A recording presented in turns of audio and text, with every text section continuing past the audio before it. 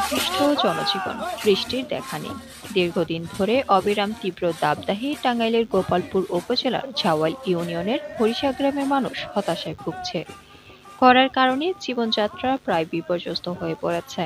এই পরিস্থিতি থেকে মুক্তি পেতে বৃষ্টির জন্য গ্রামবাসীরা অনন্য পন্থা বের করেছেন।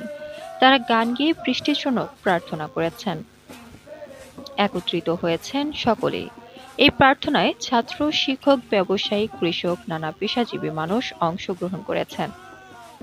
খরায় ক্ষতিগ্রস্ত মানুষের বেদনা এলাকাবাসীরা জানিয়েছেন, বৈশাখের তীব্র খরায় ঘরের বাইরে কোথাও শান্তি নেই। একটু বৃষ্টির জন্য হাহাকার পুরো এলাকা জুড়ে। শ্রমজীবী মানুষ রোদে কাজ করতে পারছে না। তীব্র খরার কারণে তাদের জীবিকা হুমকির মুখে পড়েছে। ঐতিহ্যবাহী অনুষ্ঠানের মাধ্যমে প্রার্থনা। দীর্ঘ দাবদাহের কারণে প্রাচীন সাংস্কৃতিক অংশ হিসেবে বৃষ্টি কামনায় এই গানের আয়োজন করা হয়েছে।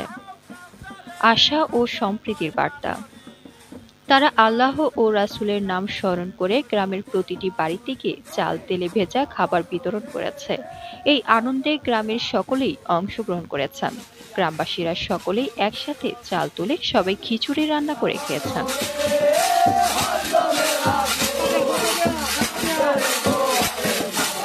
সকলের প্রত্যাশা, এই ঐতিহ্যবাহী অনুষ্ঠানের মাধ্যমে গ্রামবাসীরা আশা করছেন মহান আল্লাহ তাদের প্রার্থনা গ্রহণ করবেন এবং শীঘ্রই তাদের এলাকায় বৃষ্টি হবে। এই প্রচেষ্টা তাদের ঐক্য ও সম্প্রীতির প্রতীক।